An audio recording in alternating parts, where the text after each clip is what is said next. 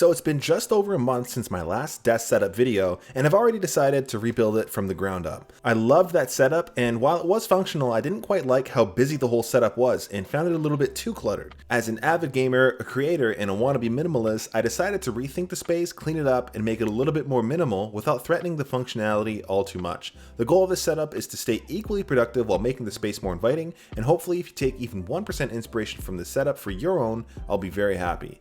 So today I'll be going over my setup, accessories, cable management, gaming, and how I use this setup day to day. This setup doesn't replace my living room gaming setup or my primary office, but rather a place to escape and game while my toddler is asleep, or just a change of space. And thanks to my friends over at FlexiSpot for providing me a desk for the rebuild and sponsoring a portion of this video. And if you're new here, thanks for stopping by. On this channel I cover gaming, tech, and a few things in between, so if you enjoy the video, leave a like or subscribe, and if you don't, you will most definitely smash your pinky toe against something today. But there's so much to dive into here, and I want to begin with the desk, since really this is the foundation to every and any setup. So when FlexiSpot reached out, we did end up going with a lighter wood desktop since I really wanted to brighten up the space a bit. This is the bamboo 55x28 contour desktop with the black E5 frame.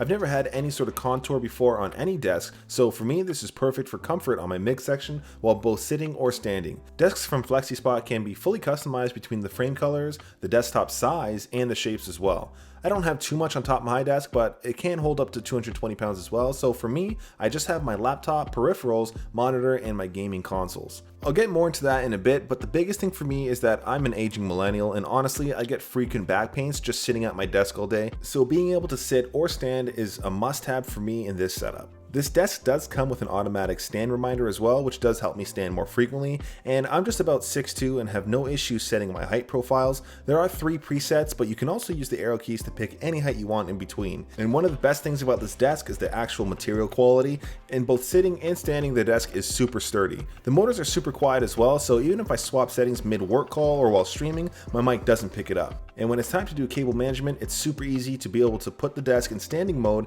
and roll my chair right underneath. And again, thanks to FlexiSpot for sponsoring this portion of the video and helping me build out this setup. Learn more in the video description below. In terms of what's actually on my desk, I'll start with my game consoles. Previously, I only had my PlayStation 5 on my old setup, but I wanted to make it so both consoles fit well, so now I have my Xbox Series X on the opposite side of my monitor. I really wanted less in this setup overall too, so for now I'm just going to be keeping it to my game consoles only. For PC gaming, I'll keep it to my office space upstairs. And since it launched, I've been really enjoying God of War Ragnarok on PlayStation 5. It's been an instant classic and a blast to stream on YouTube, and while it's still definitely my preference to play story-based games on a TV, I've been playing a ton of Modern Warfare 2 and Overwatch 2 and still getting dunked on by children. Honestly, I don't know how I keep ending up sharing lobbies with literal professional gamers. I'm just a tired dad, please show me some mercy. But when it's time to actually get serious, I love to throw on a pair of headphones and just try a little bit harder. Competitive gaming for me has always been a little bit easier at a desk, and it's been nice having the space available to me, especially when my wife or daughter is hogging the big screen upstairs. For this setup too, I did end up snagging a new 4K monitor, but I'm still not 100% sure it's the right pick.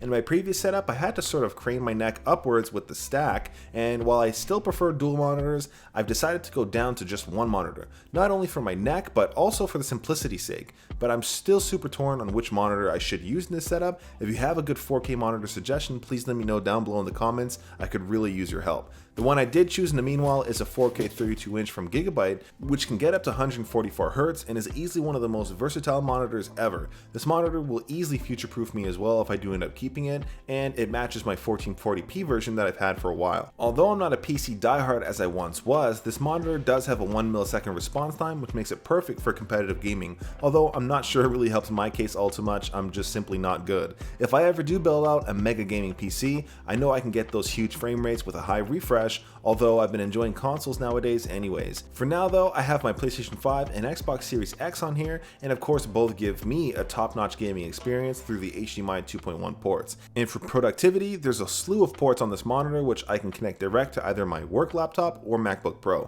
As well, it does great for entertainment. Although HDR 400 isn't the best rating, content still looks great, and productivity wise, it still has me covered really well with the 4K resolution.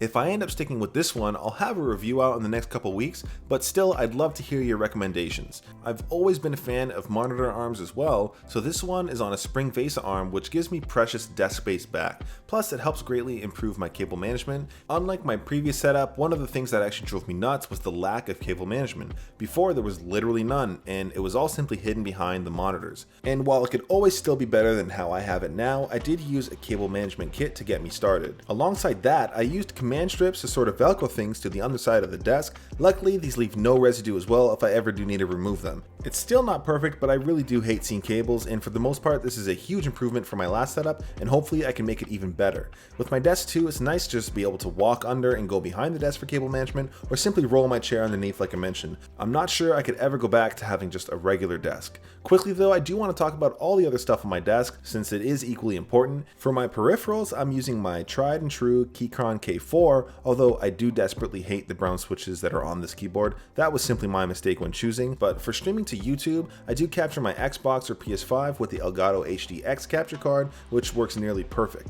And hooked directly into the USB hub on my monitor is my Anker B600 webcam and a Blue Yeti mic. These make for a great stream and work setup which all go through a single USB-C cable to whatever laptop I'm using. My main laptop of course is my MacBook Pro 14-inch, which is just the base model. From running this YouTube channel to everyday things or streaming on YouTube, this thing really does it all. And lastly is my mouse, which is just a Razer Arachi V2, simple, minimal, and effective. And as with any setup, I usually can't keep it the same for months at a time, but I'm thinking I'll be keeping this one for a while. I definitely need to get more personality into this setup, perhaps some artwork and maybe a second monitor, but I really appreciate the single monitor aesthetic, and mostly, it's good enough for me with the 4K resolution. As of now, with this setup, I can get everything done for gaming alongside loads of work with my docked MacBook. And since this is a shared family space, I didn't want to make it over the top gamer aesthetic, but let me know down below in the comments. Is there something you'd change about this setup? And if you've made it this far till the end, I appreciate you watching. If you enjoyed the video, leave a like or a sub. That's been it. Thanks for watching.